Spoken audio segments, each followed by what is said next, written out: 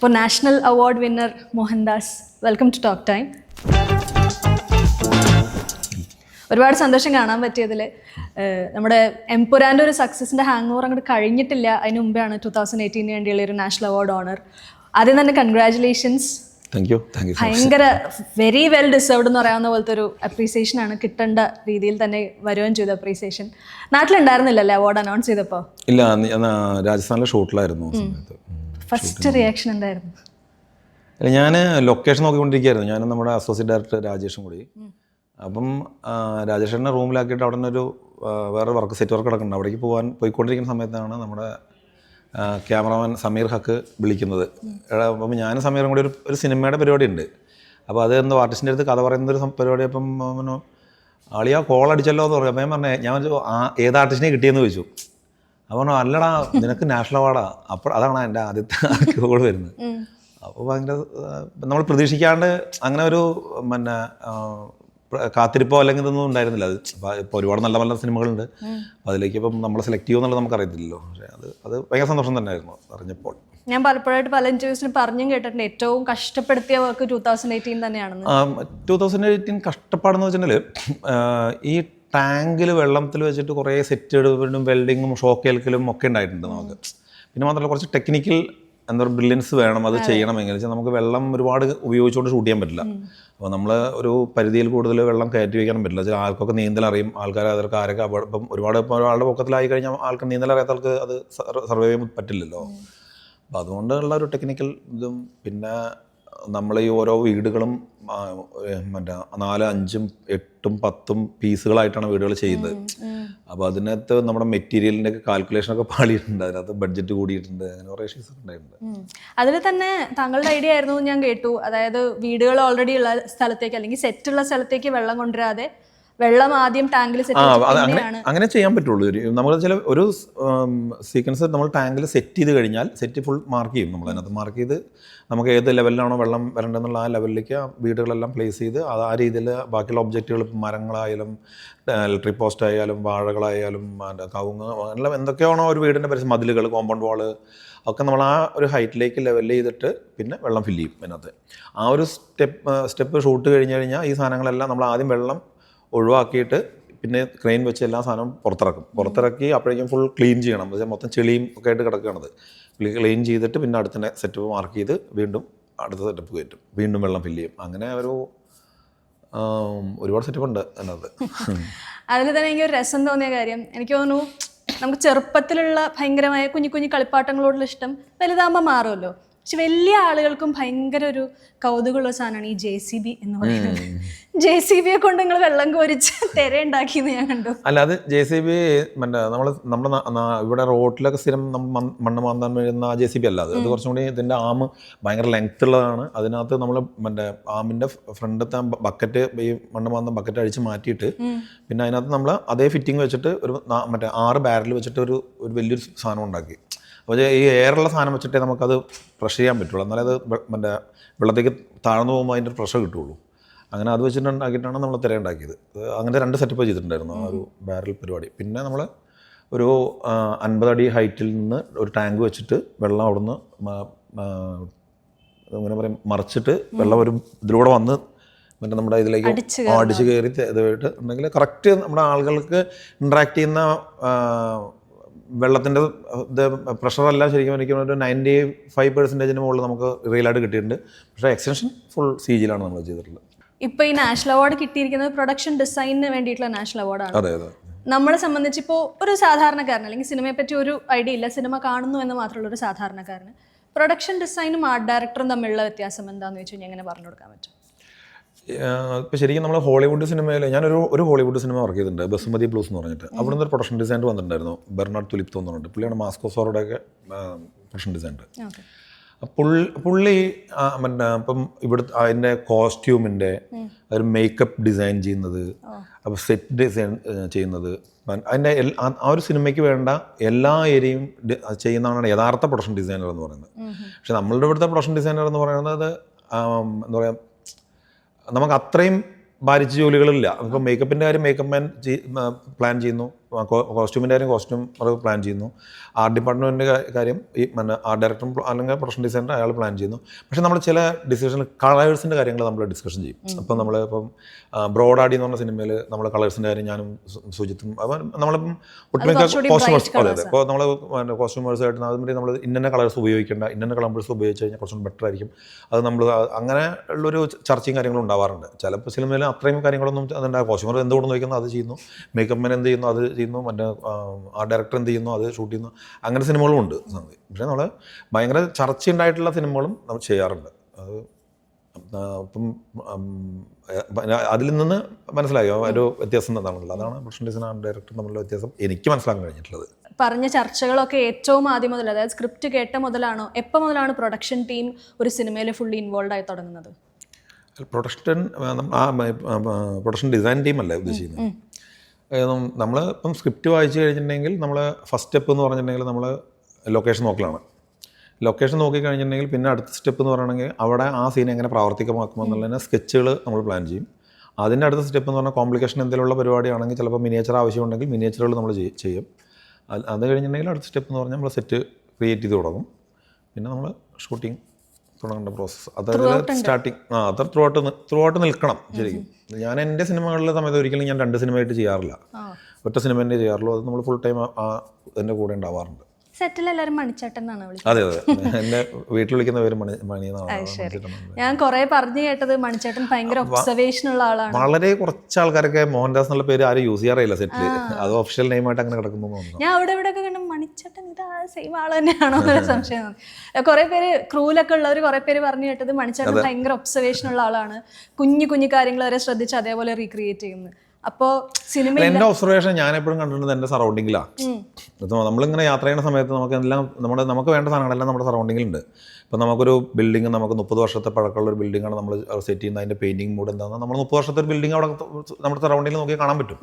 അതങ്ങനെ തന്നെ കൊടുന്ന് ഇവിടെ അപ്ലൈ ചെയ്യലാണ്. നമ്മളുടെ ഒരു ചില പായലുണ്ടായിരിക്കും, പൂപ്പലുണ്ടായിരിക്കും, ചിലപ്പോൾ അതിന് മുകളിൽ ചെടി വളർന്നിട്ടുണ്ടായിരിക്കും, ആൽമരം വളർന്നിട്ടുണ്ടായിരിക്കും. അത് അങ്ങനെ തന്നെയാണ്. നമ്മളെ സറൗണ്ടിങ് നോക്കിക്കഴിഞ്ഞാൽ എല്ലാം കാണാൻ കഴിയുന്നുണ്ട് നമുക്ക്. അതിലൂടെ പോയി കഴിഞ്ഞാൽ എല്ലാവർക്കും ഉള്ള ഒബ്സർവേഷൻ നമ്മുടെ സറൗണ്ടിങ്ങിലുണ്ട്. ഓരോ വ്യക്തികൾക്കും അല്ലേ നമ്മളെങ്ങനെ ആരോട് എങ്ങനെ സംസാരിക്കണോ അല്ലെങ്കിൽ എങ്ങനെ ഉണ്ട്, ഇതെല്ലാം നമ്മുടെ സറൗണ്ടിങ്ങിൽ നിന്നല്ലേ നമുക്ക് കിട്ടുന്നത്. ഒരു പുതിയ വീട്ടിലൊക്കെ പോയാൽ അപ്പോൾ ഒരു വിന്റേജ് കാർ കണ്ടാൽ അല്ലെങ്കിൽ ഒരു പഴയ റേഡിയോ കണ്ടു കഴിഞ്ഞാൽ ഇത് നോക്കി വെക്കാൻ അടുത്ത സിനിമയ്ക്ക് വേണ്ടി അങ്ങനെ നോക്കി വെക്കും. ഇഷ്ടംപോലെ ഉണ്ട്. നമ്മളെ ഇപ്പം എന്താ പറയുക, നമ്മളെ കടുവയിൽ നമ്മളൊരു ഇത് ഉപയോഗിച്ചിട്ടുണ്ട്, എന്താ പറയുക, പിയാനോ ഉപയോഗിച്ചിട്ടുണ്ട്. അതാണ് ഒരു വിഷയൻ പടത്തിൽ തുടങ്ങുന്നത്.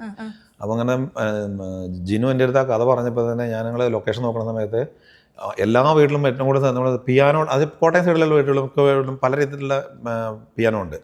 ഞാൻ ഓപ്പൺ ചെയ്ത് വയ്ക്കുന്ന അതിൻ്റെ പേര് എനിക്ക് കറക്റ്റായിട്ട് അറിയത്തില്ല. ഗ്രാൻഡ് പിയാനോ എന്ന് പറഞ്ഞിട്ട് ഇങ്ങനെ ബോക്സ് മാരിയിരിക്കണം. അതുകൊണ്ട് പക്ഷെ നമുക്ക് വേണ്ടത് ഇങ്ങനെ ഓപ്പൺ ചെയ്ത് വയ്ക്കുന്ന ആ പിയാനോ ആണ് വേണ്ടത്. അപ്പോൾ നമ്മൾ ഇപ്പോൾ ജനൽ ഒരു വാതിൽ തുറന്നിട്ടുണ്ട്, കർട്ടൻ ഇട്ടുണ്ട്, അതിൻ്റെ സൈഡിൽ കൂടെ ഒരു ഇങ്ങനെ ഇത് ഇരിക്കണം. അപ്പോൾ ഇത് പിയാനോ ആണോ അതിരിക്കുന്നത്? അതാണ്. അപ്പോൾ ഇവൻ അങ്ങനെ തന്നെ നമ്മൾ കണ്ടു സംസാരിച്ച് ആ സിനിമയിൽ ഉപയോഗിച്ചിരിക്കണം. ഓക്കെ. അതുപോലെ ഇതുപോലെ സിനിമകളിൽ വേണ്ടി യൂസ് ചെയ്ത അല്ലെങ്കിൽ കണ്ടുപിടിച്ചു കൊണ്ടുവന്ന എന്തെങ്കിലും റെയർ പ്രോപ്സ് ഒക്കെ ഇപ്പോഴും സൂക്ഷിച്ചു വെച്ചിട്ടുണ്ടോ? അങ്ങനത്തെ ഒരുപാട് പ്രോപ്സ്, ഒരുപാട് പത്രങ്ങൾ, ഒരുപാട് കലണ്ടറുകളൊക്കെ ഉണ്ടായിരുന്നു. അത് 2018 വെള്ളപ്പൊക്കത്തിൽ വെള്ളം കയറി ഞാൻ ആ പരിപാടി മൊത്തം നിർത്തിയാൻ 2020 അതെല്ലാം ഞാൻ നമ്മുടെ ഒരു കൂടെ വർക്ക് ചെയ്യുന്ന സതീഷ് എന്ന് പറഞ്ഞ പയ്യനെ അത് കൊടുത്തു മൊത്തം കൊണ്ടുപോകാൻ പറഞ്ഞു. പക്ഷേ ഒരു കണക്കിന് എൻ്റെ ഒരു പോസിറ്റീവ് സൈഡ് ആലോചിച്ചാൽ ആ പ്രളയം കാരണം ഇത് കുറേ നഷ്ടപ്പെട്ടുവെങ്കിൽ പ്രളയം കാരണം തന്നെയാണ് ഇപ്പോൾ അത് സിനിമയായിട്ടാണ് നാഷണൽ അവാർഡിലേക്ക് തിരിച്ചു വന്നത്. പ്രളയം ശരിക്കും കറക്റ്റ് അനുഭവിച്ചിട്ടുള്ള ജൂഡിൻ്റെ വീട്ടിൽ വെള്ളം കയറിയിട്ടുണ്ടാവും. വീട്ടിൽ വെള്ളം കയറിയിട്ടുണ്ട്. അമ്മേനെയും അച്ഛനെയൊക്കെ അവിടെ നിന്ന് മാറ്റി തിരിച്ചു വന്നപ്പോഴേക്കും ടി വി മുകളിലേക്ക് എടുത്തേക്കാണ് വെള്ളം ഫുള്ള് കയറിയായിരുന്നു. വണ്ടി സ്റ്റക്കായി പോയി. അങ്ങനെ കുറേ അവൻ്റെ ലൈഫിൽ ഒരുപാട് ഇൻസിഡൻറ്റ് ഉണ്ട്. ആ ഭാഗത്താണല്ലോ അത്താണിയാണ് വീട്, എയർപോർട്ടിൻ്റെ അടുത്താണ് വീട്. ഏറ്റവും ആദ്യമായിട്ട് ചെയ്ത സെറ്റ് എന്തായിരുന്നു ഓർമ്മയുണ്ടോ? ഏറ്റവും ആദ്യം ഇട്ട സെറ്റ് എന്ന് പറഞ്ഞാൽ ഞാൻ ഇൻഡിപെൻഡൻ്റ് ആയിട്ട് ചെയ്തിട്ടുള്ള ഓറഞ്ച് എന്ന് പറഞ്ഞ സിനിമയാണ് എൻ്റെ ആദ്യ സിനിമ. അതിൽ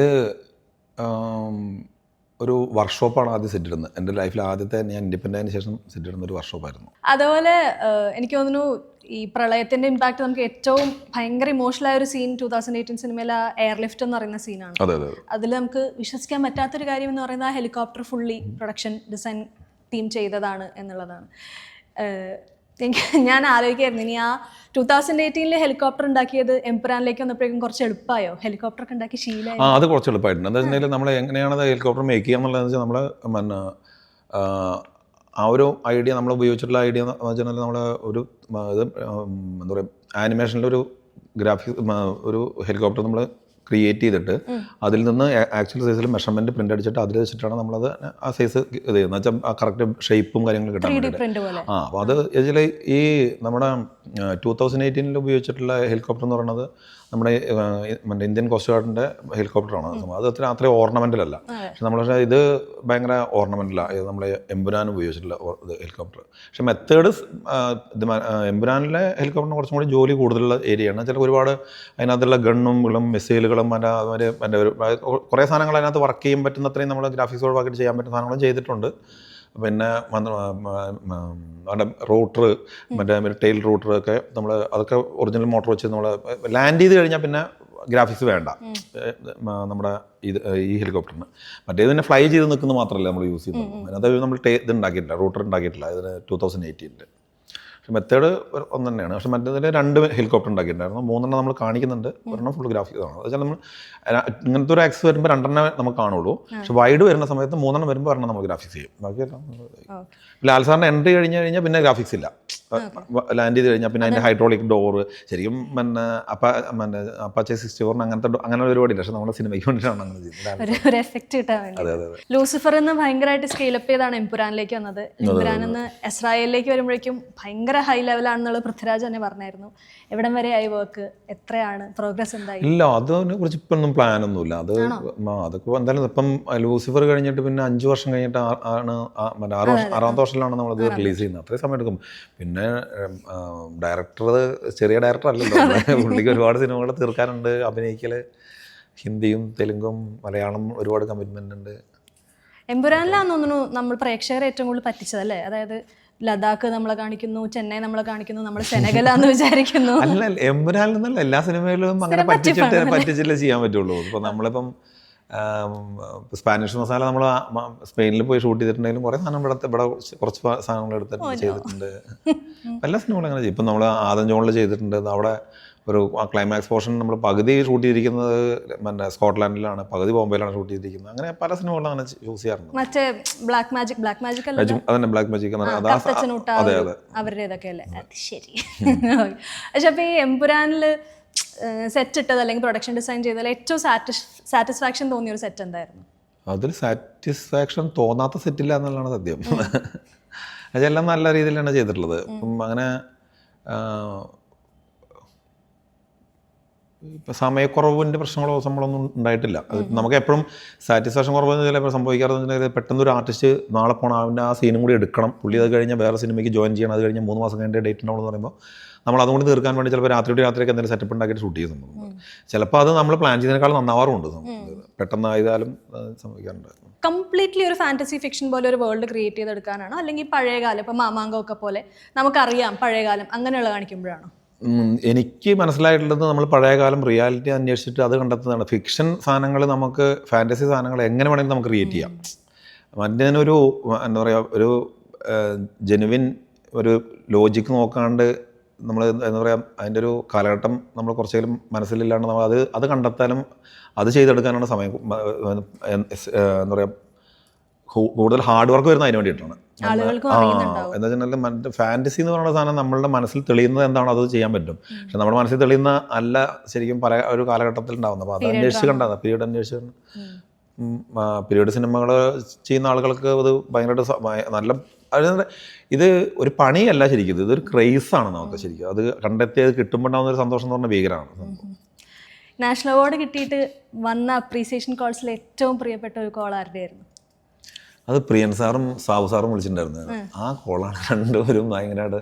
എന്തായാലും സാബു സാറെന്ന് പറഞ്ഞാൽ ഒത്തിരി, എനിക്ക് തോന്നുന്നു 3-4 സ്റ്റേറ്റ് നാഷണൽ അവാർഡ് മേടിച്ച ആളാണ്. ഒരുപാട് സ്റ്റേറ്റ് അവാർഡ് ഒരുപാട് അവാർഡുകൾ മേടിച്ചില്ല. അപ്പോൾ സാബു സാർ എന്നെ 2018 സിനിമ കണ്ടിട്ട് വിളിച്ചു.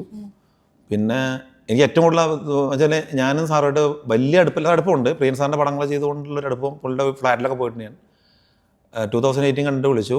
പിന്നെ എംപുരാൻ കണ്ടിട്ട് വിളിച്ചു. എംപുരാൻ കണ്ടിട്ട് പുള്ളി ഭയങ്കര നൈസ് വർക്കാണ്, നല്ല രസമായിട്ടുണ്ട്, എനിക്ക് ഭയങ്കര ഇഷ്ടപ്പെട്ടു എന്ന് പറഞ്ഞിട്ട് അത് കണ്ടിട്ട് വിളിച്ചു. പിന്നെ നാഷണൽ അവാർഡ് കിട്ടിയിട്ടുണ്ട് പുള്ളി വിളിച്ചായിരുന്നു. അതിനുശേഷം മറ്റേ പുള്ളി അതിലേക്ക് എംപുരാൻ കണ്ടിട്ട് പുള്ളി ഒരു ഹിന്ദി പടത്തിൻ്റെ കാര്യം സംസാരിച്ചിരുന്നു. പിന്നെ അവർ കോൺടാക്ട് ചെയ്തിട്ടില്ല, ചിലപ്പോൾ കോൺടാക്ട് ചെയ്തിരിക്കുമായിരിക്കും. അതിപ്പോൾ ഈ നാഷണൽ അവാർഡ് കിട്ടിയതിന് ശേഷം പുള്ളി വിളിച്ചപ്പോൾ എൻ്റെ അടുത്ത് പറഞ്ഞായിരുന്നു അവർ വിളിക്കും തന്നെ. എന്ത് പറഞ്ഞു എന്ന് പറഞ്ഞില്ല വിളിച്ചിട്ട്. അല്ല ഇത് അതായത് പിന്നെ അവാർഡ് കിട്ടിക്കഴിഞ്ഞിട്ടുണ്ടെങ്കിൽ കുറച്ച് ബാധ്യത കൂടും, അതായത് വർക്കിൽ ഒന്നും കൂടി കോൺസെൻട്രേറ്റ് ചെയ്യേണ്ടി വരും എന്ന് പറയുന്നത്. അല്ല ഒരുപാട് നല്ല ഉപദേശങ്ങളായിരുന്നു, ഒരു മോട്ടിവേഷൻ ഇതായിരുന്നു. സ്വന്തം വർക്കിൽ ഏറ്റവും ടഫസ്റ്റ് ആയിട്ട് തോന്നിയിട്ടുള്ളത് എന്തായിരുന്നു? ടഫായിട്ട് തോന്നിയിട്ടുള്ള ഒന്ന് 2018 എൻ്റെ ഫ്ലഡ് പരിപാടിയും, പിന്നെ നമ്മളെ ഇത് മറ്റേ ഈ എമ്പുരാൻ്റെ ചെന്നൈ സെറ്റും ഇച്ചിരി ടഫ് തന്നെയായിരുന്നു. അത് വെച്ചിട്ട് വലിയ സെറ്റും ആയതുകൊണ്ടും ബഡ്ജറ്റ് നമ്മൾ കൺട്രോൾ ചെയ്യുന്നത്. പക്ഷേ നമ്മളിത് ഫുൾ ഫ്ലെക്സും തെർമോക്കോളായിട്ടാണ് നമ്മൾ മേജർലി സാധനം ചെയ്തിട്ടുള്ളത്. അതുകൊണ്ട് നമുക്ക് ബഡ്ജറ്റ് നല്ലപോലെ പിടിക്കാൻ പറ്റിയിട്ടുണ്ട് പടത്തിൽ. അതുതന്നെ ടഫായിട്ട് അത്ര വലിയ ടഫൊന്നും വന്നിട്ടില്ല. പിന്നെ ഏറ്റവും കഷ്ടപ്പെട്ട് ഒപ്പിച്ചെടുത്ത ഒരു പ്രോപ്പർട്ടി അത് ഏത് സിനിമയ്ക്ക് വേണ്ടിയായിരുന്നു? നമ്മൾ മഹേഷിൻ്റെ പ്രതികാരത്തിൻ്റെ തമിഴ് ചെയ്തിട്ടുണ്ട്, പ്രിൻസ് സാർ നിമർ എന്ന് പറഞ്ഞിട്ട്. അത് നമ്മൾ നമ്മുടെ കുറ്റാലം തെങ്കാശി ഭാഗത്താണ് ഷൂട്ട് ചെയ്തത്. ഒരു ദിവസം രാത്രി സാറ് വിളിച്ചിട്ട് എൻ്റെ നാളെ ഒരു തമ്പൂര് കിട്ടുമെന്ന് ചോദിച്ചു. പെട്ടെന്ന് ആ ഭാഗത്ത് നമ്മൾ എവിടെ പോയി തമ്പൂര് എടുത്ത് രാത്രി 8-9 മണിയായിട്ട് ആയിരിക്കും തമ്പൂര്. നാളെ രാവിലെ ഒരു 7 മണി 8 മണിക്ക് കിട്ടാൻ വേണം നമുക്ക്, നാളെ ഷൂട്ടിനത് ഉപയോഗിക്കാൻ പറ്റുള്ളൂ. അപ്പോൾ സാറ് പറഞ്ഞു കിട്ടിയില്ലെങ്കിൽ കുഴപ്പമൊന്നുമില്ല, അത് കിട്ടുമോ നോക്കി നോക്ക് പറഞ്ഞു. അതിൽ അപ്പോൾ നമ്മൾ ഒരു ഡയറക്ടറുടെ ആഗ്രഹമാണല്ലോ നമ്മളത് അത് അന്വേഷിച്ചാണ്. രാത്രി നമ്മൾ ആ 9 മണിക്ക് അവിടെ നിന്ന് ഇറങ്ങിയിട്ട് ഞങ്ങൾ 2 മണിയായപ്പോഴേക്കും ഞങ്ങൾ ആ തമ്പൂര് കണ്ടുപിടിച്ചു. ഞാൻ ലൊക്കേഷൻ മാനേജർ ഉണ്ടായിരുന്നു കൂടെ. ഞങ്ങൾ രാത്രി എല്ലാവരും കിടന്നുറങ്ങില്ല, ഒരു 10-11 മണിയൊക്കെ ആകുമ്പോഴേക്കും എല്ലാവരും കിടന്നുറങ്ങി. അപ്പോൾ ഓരോ വീട്ടിലും പോയി തട്ടി വിളിച്ച് എണീപ്പിച്ച് ചോദിച്ച് അവിടെ അഗ്രഹാരങ്ങളുണ്ട്, അവിടെ ചെന്ന് വെച്ചിട്ട് ഒരു ഇങ്ങനെ ഇൻഫർമേഷൻ കിട്ടും. അവിടെ നിന്ന് അങ്ങ് കിടക്കും പാറും കയറുന്നൊക്കെ പറഞ്ഞിട്ട് ഇവർ ഇന്ന നേരത്തിലാണ് തമ്പുരു വാങ്ങുകയാണ്. ഞങ്ങൾ കറക്റ്റായിട്ട് തമ്പുരു കിട്ടി. പിറ്റേഴ്സ് രാവിലെ എങ്ങനെ ഒപ്പിച്ചു എന്ന് ചോദിച്ചു സാറ്. അപ്പോൾ ഇതായിരുന്നു സിറ്റുവേഷൻ എന്ന് പറഞ്ഞാൽ. അതിലെ പുള്ളി എനിക്കൊരു മോൺബ്ലാങ്കിൻ്റെ ഒരു സ്പ്രേ തന്നു പുള്ളി. അതിൽ പിന്നെ ഇത് എന്ത് ചോദിച്ചാലും നോന്ന് പറയാത്തതിനുള്ള ഗിഫ്റ്റാണെന്ന് പറഞ്ഞിട്ട് ഒരു ഗിഫ്റ്റ് തന്നത്. അതൊരു നല്ല ഇൻസിഡന്റ്. അടിപൊളി അടിപൊളി. 2018 സിനിമയുടെ മേക്കിങ്ങിൽ ഇപ്പോഴും ആളുകൾക്ക് അറിയാത്തൊരു രഹസ്യം ബിഹൈൻഡ് ദ സ്ക്രീൻ? ഇല്ല, ആളുകൾക്ക് അത് പിടികിട്ടിയിട്ടുണ്ടായിരിക്കില്ല എന്ന് തോന്നുന്നു. എനിക്കത് ചില ഈ വേർഡുകളെല്ലാം പീസായിട്ടാണ് ചെയ്തത് പറഞ്ഞത് എങ്ങനെ പീസാക്കി എന്നുള്ളത് അവർക്ക് ഒരു കൺഫ്യൂഷൻ ഇരിക്കും. അത് നമ്മൾ ഇപ്പം നമ്മൾ ബേസ്മെൻ്റ് ഒരു പീസാണ്, പിന്നെ നമ്മൾ വിൻഡോൻ്റെ ആ ഒരു ബോട്ടം സൈഡ് അതൊരു പീസ്, പിന്നെ അപ്പർ വിൻഡോ അവിടെ നമ്മൾ സൺഷെയ്ഡ് വരുന്നതിൻ്റെ അതൊരു പീസായിരുന്നു. ആ മുകളിലത്തെ പീസിലാണ് നമ്മൾ സൺഷെയ്ഡ് ഫിറ്റ് ചെയ്തിട്ടുള്ളത്. മറ്റേ താഴത്തെ പീസിൽ ഇതില്ല. പിന്നെ നമ്മുടെ മെയിൻ സ്ലാബ് വരുന്നതിൻ്റെ അവിടെ, അല്ലെങ്കിൽ ഓടാണെങ്കിൽ ഓടിൻ്റെ അവിടെ തന്നെ ഒരു പീസ്. പിന്നെ നമ്മൾ സെക്കൻഡ് ഫ്ലോർ ഉണ്ടെന്നുണ്ടെങ്കിൽ ഒരു വീട്, പിന്നെ പാരപ്പറ്റൊക്കെ ഉണ്ടാവുന്നതാണെങ്കിൽ അതൊരു പീസായിട്ട്. അപ്പം ഒരു വീടോ 5 പീസ്, ഫസ്റ്റ് ഫ്ലോറിൽ ഗ്രൗണ്ട് ഫ്ലോർ മാത്രമേ ഉള്ളത്. ഫസ്റ്റ് ഫ്ലോറും കൂടി ഉള്ള വീടാണെന്നുണ്ടെങ്കിൽ അത് 9 പീസായിരിക്കും. അങ്ങനെയാണ് അത് ചെയ്തിരിക്കുന്നത്. അത് ചിലപ്പോൾ ഇപ്പോഴും ആൾക്കാർക്ക് അത് കിട്ടിക്കൊള്ളുന്നില്ല. നോർമൽ ആളുകൾക്ക് അതിങ്ങനെ വീട് പീസാക്കുന്നത് എന്നുള്ളതാണ്. നമ്മൾ കാണുമ്പോൾ പൊതുവെ ഓട് വരെ വെള്ളം കയറിയ പോലെ നെട്ടുമ്പോൾ തൊട്ട് വെച്ചിരിക്കുന്നതാണ് വീട്. പക്ഷെ നിങ്ങൾ ഓട് മാത്രമേ വെള്ളത്തിൽ വെച്ചിട്ടുള്ളൂ? അങ്ങനെ നമുക്കത് ഡിപ്പെൻഡ് ആവശ്യമുള്ള എത്ര പിന്നെ ഹൈറ്റിൽ വെള്ളം കയറണോ ആ പോർഷനാണ് നമ്മൾ എടുത്ത് വയ്ക്കുന്നത്. ഈ അടുത്ത കാലത്ത് കണ്ടതിൽ അസൂയ തോന്നിയ ഒരു ആർട്ട് ഡിസൈൻ അല്ലെങ്കിൽ ഒരു ആർട്ട് വർക്ക്? ഇഷ്ടംപോലെ സിനിമകളുണ്ട് ഔട്ട് ഓഫ് കേരള. ഈ നമ്മുടെ കേരളത്തിൽ നിന്ന് ഇറങ്ങിയിട്ടുള്ള സിനിമകളുടെ അത് ഞാനൊന്ന് ഒരു പടത്തിൻ്റെ പേര് പറയുന്നില്ല, എന്തായിരുന്നു എല്ലാവർക്കും ഇഷ്ടംപോലെ നല്ല നല്ല വർക്കുകൾ കാണുന്നുണ്ടല്ലോ. അപ്പം നല്ല വർക്ക് ചെയ്ത ആൾക്കാരും ചിലപ്പോൾ ശരിക്കും നമ്മുടെ വർക്ക് മോശമായി പോകുന്ന അവർ വിഷമം ഉണ്ടാക്കണ്ടല്ലായിരിക്കും. ഈവൻ ഇപ്പം എൻ്റെ പേര് ആരെങ്കിലും പറയുകയാണെങ്കിൽ എനിക്ക് കേൾക്കുമ്പോൾ ഭയങ്കര സന്തോഷമാണല്ലോ. അപ്പോൾ അതേപോലെ തന്നെ അല്ല എല്ലാവരും. ശരി, അപ്പോൾ ഇനി ഇതിന് ഉത്തരം പറയാമെന്ന് എനിക്കറിയില്ല, എന്നാലും മലയാളത്തിലെ ഏറ്റവും മികച്ച പ്രൊഡക്ഷൻ വാല്യൂ ഉള്ള സിനിമ തോന്നിയിട്ടുള്ളത്? മഞ്ഞുമൽ ബോയ്സ്, ഇപ്പം മറ്റേ കുമ്പളങ്ങി നൈറ്റ്സ്, നമ്മുടെ മറ്റേ ബ്രഹ്മയുഗം, പിന്നെ ഏറം, ഒരുപാട് സിനിമകളുണ്ടല്ലോ നല്ല നല്ല നല്ല സെറ്റുകളും. നാഷണൽ അവാർഡ്സിൽ ഇത്രയും റെക്കഗ്നിഷൻ കിട്ടിയ 2 മലയാള സിനിമകൾ, ഒന്ന് ഉള്ളൊഴുക്കും ഒന്ന് 2018. രണ്ടിലും ബേസിക്കലി മലയാളികൾ ഫേസ് ചെയ്ത ഏറ്റവും വലിയൊരു പ്രശ്നം ഫ്ലഡ് തന്നെയായിരുന്നു. അപ്പോൾ രണ്ടിനും ഇത്രയും വലിയ റെക്കഗ്നിഷൻ നാഷണൽ ലെവലിൽ കിട്ടുമ്പോൾ നല്ലതല്ലേ? എന്ന് വെച്ചാൽ ഇപ്പം മറ്റേ ബാബുക്കാണ് അതിൻ്റെ ആ ഡയറക്ടർ. അപ്പം പുള്ളിക്ക് അത് കേൾക്കുമ്പോൾ തന്നെ സന്തോഷമുള്ള കാര്യമില്ലേ? ഇപ്പം ഈ അങ്ങനെ ഒരു മറ്റേ സിറ്റുവേഷൻ ഞങ്ങൾക്ക് ഇതിനു മുമ്പ് ഉണ്ടായതിൽ മകരമഞ്ഞ് എന്ന് പറഞ്ഞ സിനിമയ്ക്ക് ഓലേട്ടൻ നാഷണൽ അവാർഡിൻ്റെ ഒരു പക്കത്തോളെത്തിയിരുന്നു. പക്ഷേ അത് സൗസറിനാണ് ആ വർഷത്തെ ആ പടത്തിൻ്റെ പേര് എനിക്ക് ഓർമ്മയില്ല. അതുമാതിരി തന്നെയാണ് ഈ സംഭവിച്ചത്. പക്ഷേ രണ്ടും ഞാൻ കണ്ട സിനിമയാണ്, അത് നല്ല സിനിമയായിരുന്നു. മറ്റേ അവരും വെള്ളം കെട്ടി നിർത്തിയിട്ടാണ് അവർ ആ വീട്ടിൽ ചെയ്തിരിക്കുന്നത്. പിന്നെ 2018 ചിലപ്പോൾ അവർ അവാർഡ് പ്രഖ്യാപിക്കാൻ കാരണം വെച്ചാൽ കുറച്ചും കൂടിയും ഹെവിയാണ് നമ്മുടെ സിനിമ. അപ്പോൾ ഒരു കേരള ഫ്ലഡ് കുറച്ചും കൂടി വൈഡായിട്ടാണ് നമ്മൾ കാണിച്ചിരിക്കുന്നത്. അപ്പോൾ അതുകൊണ്ടായിരിക്കാം അങ്ങനത്തെ ഒരു. പക്ഷേ നല്ല സിനിമയായിരുന്നു ഇത് ഉള്ളൊഴുക്ക് എന്ന് പറഞ്ഞ സിനിമ. ഞാൻ നാഷണൽ അവാർഡ്സിൻ്റെ കാര്യത്തിൽ നമുക്ക് ഇത്ര സന്തോഷമുള്ള റെക്കഗ്നിഷൻസ് കിട്ടിയ സമയത്തും ആടുജീവിതത്തിന് ഒരു വിധത്തിലും കൺസിഡർ ചെയ്തില്ല എന്നുള്ളത് ഭയങ്കരമായൊരു ഡിസ്കഷനാണ്. ഭയങ്കര ഒരു തഴയൽ തന്നെ ആയിപ്പോയി അല്ലേ? ഭയങ്കര സങ്കടം ഉണ്ടാക്കിയത് എന്ന് വെച്ചാൽ രാജുവിന് നാഷണൽ അവാർഡ് കിട്ടുന്ന 100% ഉറപ്പുണ്ടായിരുന്നൊരു വെച്ചാൽ പുള്ളി അതിന് വേണ്ടി എടുത്ത ഒരു എഫേർട്ട് ഞാൻ ശരിക്കും ലൈവായിട്ട് കണ്ടിട്ടുണ്ട്. പെമ്പുരാൻ്റെ പല ഡിസ്കഷനിലും പുള്ളിയുടെ ഞാൻ ആടുജീവിതത്തിൻ്റെ ലൊക്കേഷനിൽ പോയി കണ്ടിട്ടുണ്ട്. അല്ലാതെ തന്നെ നമ്മൾ മീറ്റിങ്ങും പല ലൊക്കേഷനൊക്കെ കാണുന്ന സമയത്ത് വീഡിയോ കോൾ ചെയ്തിട്ട് പുള്ളിനെ കാണിച്ചു കൊടുക്കാറുണ്ട്. ആ സമയത്ത് പുള്ളിയുടെ ഫേസും കാര്യങ്ങളൊക്കെ കാണുന്ന സമയത്ത് നമ്മളെ ഭയങ്കര ഒരു എന്താ പറയുക, അതിന് അത്രയും ഒരു വർഷങ്ങളോളം പണിയെടുത്തിട്ട് അത് ശരിക്കും അയ്യപ്പനും കോശി നടക്കുന്ന സമയത്ത് പുള്ളി ഇതിന് വേണ്ടിയിട്ട് ഉള്ള എഫേർട്ട് തുടങ്ങിയിരുന്നു. അത്രയും പണിയെടുത്ത ഒരു ആർട്ടിസ്റ്റിന് എനിക്ക് തോന്നുന്നു ഈ അടുത്ത കാലത്ത് അങ്ങനെ ഒരു അത്രയും എഫേർട്ട് എടുത്തിട്ട് ഒരു ആർട്ടിസ്റ്റ് ഉണ്ട്. ഞങ്ങളെല്ലാവരും ഉറപ്പിച്ച കേസായിരുന്നു. അത് ഇടയ്ക്ക് അത് ഓസ്കാറിനൊക്കെ പോകുന്ന സമയത്ത് നമ്മൾ പ്രതീക്ഷിച്ച് ചിലപ്പോൾ ഓസ്കാർ കിട്ടാൻ സാധ്യതയുണ്ട്. അതിൽ അത്ര പണിയെടുത്തിട്ടുണ്ട് അയാൾ അതിന് വേണ്ടിയിട്ട്. അത് ഭയങ്കരമായിട്ട് ഫീൽ ചെയ്തൊരു സംഭവമായിരുന്നു. അത് ഞെട്ടിച്ച, ഞാൻ സത്യം പറഞ്ഞിട്ടുണ്ടെങ്കിൽ ഞാൻ 2018 നാഷണൽ അവാർഡ് പ്രതീക്ഷിച്ചിട്ടില്ല. പക്ഷേ രാജുവിന് ഈ ആടുജീവിതത്തിന് നാഷണൽ അവാർഡ് നല്ല ഓസ്കാർ വരെ കിട്ടുന്നുള്ളത് ഞങ്ങൾ പലതവണ ഞങ്ങൾ തന്നെ സംസാരിച്ചിട്ടുള്ള കേസായിരുന്നു. വെച്ചാൽ അത്രയും പണിയെടുത്തിട്ടുണ്ട് അയാളെ. ഞങ്ങൾ ആ സമയത്ത് കാണുമ്പോൾ ഒരു ചെറിയ കാര്യമല്ല ചെയ്തു വെച്ചിരിക്കുന്നത്. അത് ഭയങ്കര ഒരു എന്താ പറയുക ഞെട്ടലുണ്ടാക്കിയിട്ടുണ്ട് എന്നിലേത്. ഒരു ഡിപ്പാർട്ട്മെന്റിലും നമുക്ക് ഇപ്പം സിനിമയിലൂടെയാണ് അധികം പ്രേക്ഷകർക്കും അറിയാൻ പറ്റുന്ന അയാളെ തടി കുറച്ചു എന്നുള്ളത്. പക്ഷെ ആ തടി കുറയ്ക്കുന്ന സ്റ്റേജും പല രീതിയിൽ നമ്മൾ കണ്ടിട്ടുണ്ട്. ഞാൻ ഇവിടെ അതിലത്തൊരു ജയിൽ സീക്വൻസ് അവർ ഷൂട്ട് ചെയ്തത്, സ്ഥലത്തിൻ്റെ പേര് പത്തനംതിട്ട ഭാഗത്ത് എവിടെയാണ്, നമ്മുടെ തിരുവല്ല ഭാഗത്ത് എവിടെയാണ് ആ ഒരു ഇതിലാണ് ചെയ്തിരിക്കുന്നത്. അവിടെയാണ് ഫസ്റ്റ് ഞാൻ എമ്പുരാൻ്റെ മീറ്റിങ്ങിന് വേണ്ടിയിട്ട് രാജുവിനെ കാണാൻ വേണ്ടി ചെല്ലുന്നത്. അവിടെ ചെന്നപ്പോൾ പുള്ളിയോട് പോകാൻ വേണ്ടി ഒരു സെക്കൻഡ് സ്റ്റെക്കായിട്ട് ഇങ്ങനെ ഇരുന്നിട്ടുണ്ട് ഉള്ളിൽ. അത് അങ്ങനത്തെ ഒരു അത് ഭയങ്കര, അതിന് നാഷണൽ അവാർഡ് എന്നല്ല അപ്പുറത്തേക്ക് അവാർഡിന് കൊടുക്കേണ്ടതാണ് ശരിക്കും. അതെന്താണ് ഇങ്ങനെ സംഭവിച്ചിരിക്കണമെന്നുള്ളത് ഭയങ്കര ഫീൽ ഉണ്ടാക്കിയൊരു കാര്യമാണ് അത് സംഭവം.